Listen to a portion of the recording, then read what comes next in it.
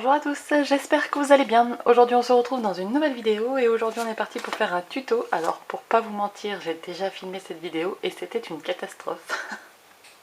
Donc je recommence. Alors aujourd'hui on va faire une carte tunnel. Donc il y a un mois et demi, j'ai montré sur Instagram comme ça, hop hop, voilà. Donc j'avais fait cette carte. Donc j'ai fait cette carte mi-août, voilà. Donc là je suis en train de filmer, en fait on est mi-août. Donc j'ai fait cette carte, tac, voilà, qui est, j'adore, franchement j'adore. Mais en fait quand j'ai filmé le tuto, je n'arrêtais pas de bafouiller, tout ça. Donc j'ai décidé de la refilmer sur un autre thème. Donc ça c'est la carte que je vais envoyer à Marine pour notre échange de cartes interactives. Donc voilà, c'est une carte pop-up, hop. Et il y a marqué dans le fond, merci d'être un si bon ami. Voilà, donc c'est fait avec un tampon. J'avais fait ça avec un tampon comme ça de chez Mama Elephant. C'est Stems and Sprigs que j'ai acheté chez Seven Hills Craft. Voilà, mes tampons, moi je les achète beaucoup sur ce site anglais. Donc hop, l'effet est trop cool en fait. Vraiment cet effet de profondeur là avec le tunnel, c'est trop canon. Donc j'ai décidé d'en refaire une. Voilà, même avant de faire du coup ça, je l'ai filmé. Avant de faire, j'avais fait celle-là. Mais j'ai pas très bien décoré derrière et tout. Hop là, vous voyez. Donc, je vais en refaire une autre. Celle-ci, elle me plaît pas. Celle-ci, je la trouve canon. Mais je bafouillais trop dans la vidéo. Donc, je vais vous refaire le tuto sans bafouiller. On va essayer. Alors, je dézoome et je vous montre ce dont vous allez avoir besoin. Donc, pour faire ce genre de carte, on a besoin de 3 papiers. Donc 2 papiers identiques, un papier qui est ici. Alors j'ai noté, je me suis fait un petit truc. Alors je vais vous donner les mesures en inch parce qu'en fait en centimètres c'est trop compliqué. Je suis pas arrivée vraiment à la faire en centimètres, du coup en inch ça va beaucoup mieux. Donc j'ai pris des inches.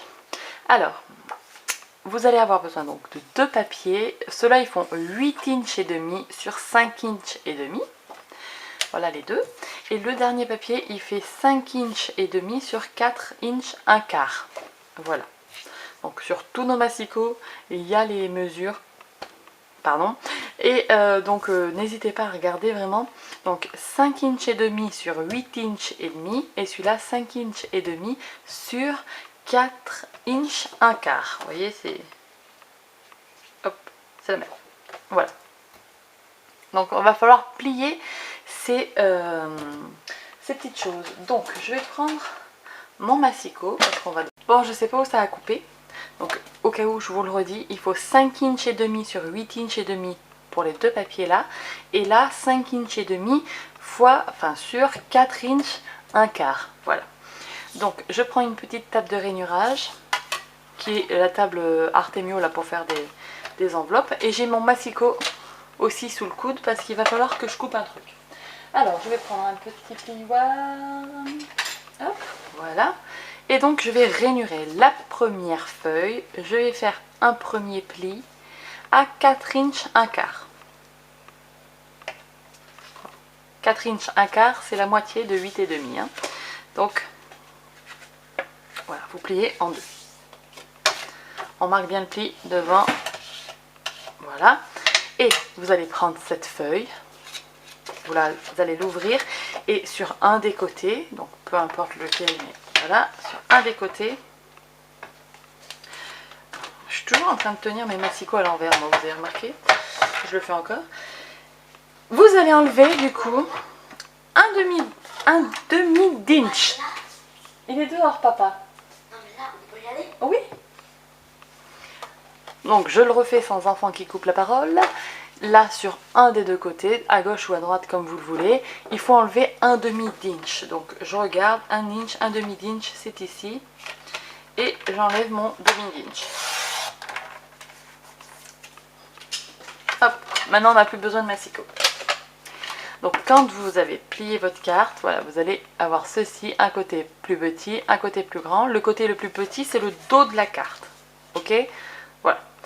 Ensuite, sur le deuxième papier qui fait 8,5 sur 5,5, donc en inch toujours, je vais plier à 1/2 d'inch. Ensuite, je fais un pli à 4 1/4. Et je fais un pli à 4 3/4. Et on marque bien les plis. Donc voilà, à 1/2 d'inch, à 4 1/4 et à 4 3/4.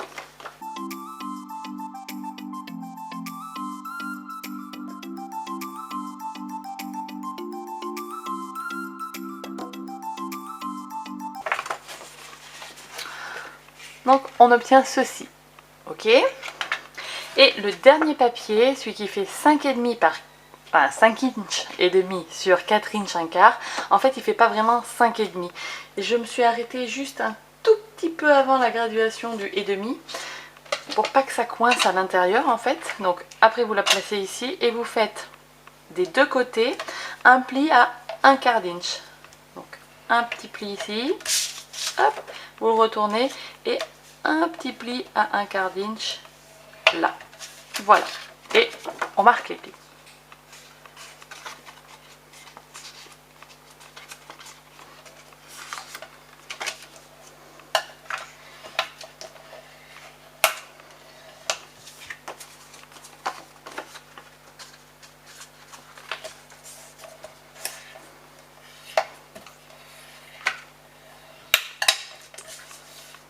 Voilà, donc là on a quasiment fini la carte.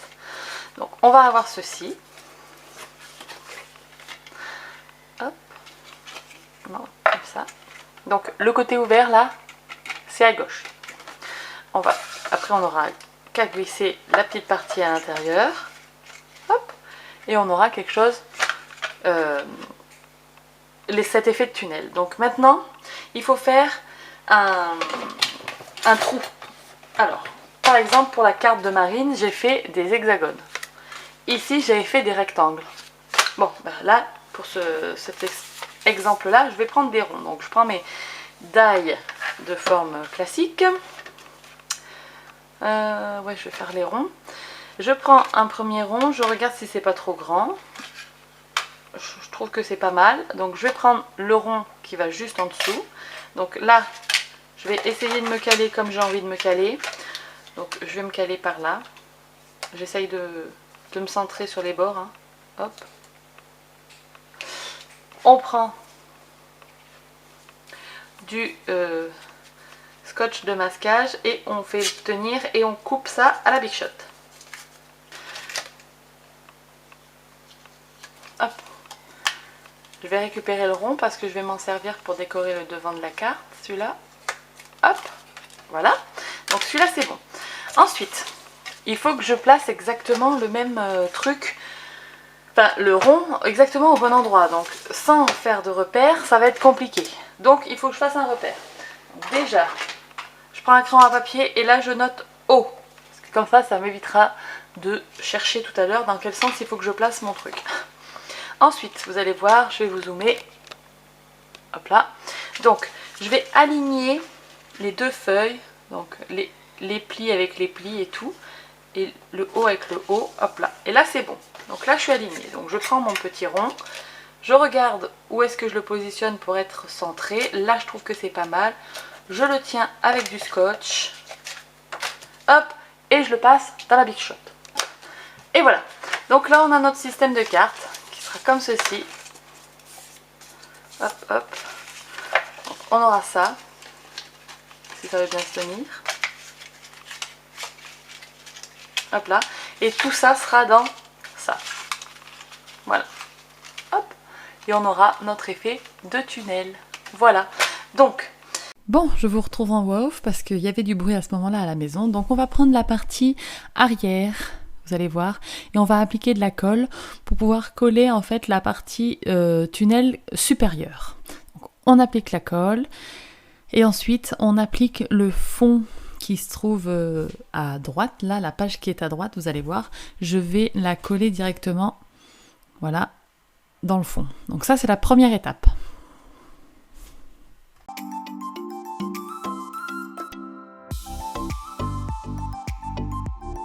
Ensuite, je vais venir coller le tunnel qui est entre le fond et le premier. Donc j'applique de la colle. Si vous pouvez le faire avec comment ça s'appelle, du double face fin si vous avez. Et donc au niveau du premier pli, on le voit mal, mais au niveau du premier pli, j'applique ça. Et on appuie. Voilà. Vraiment au premier pli de la carte, hein. Pas au deuxième, au premier.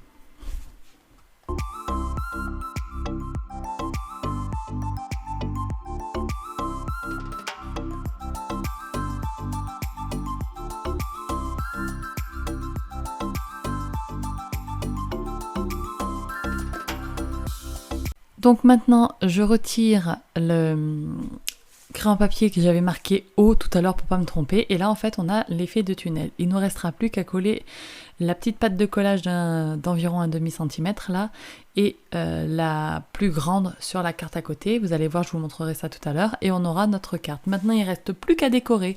Donc, il faut faire un fond et coller nos personnages. Donc ça, je vais le faire en accéléré, en musique et tout ça.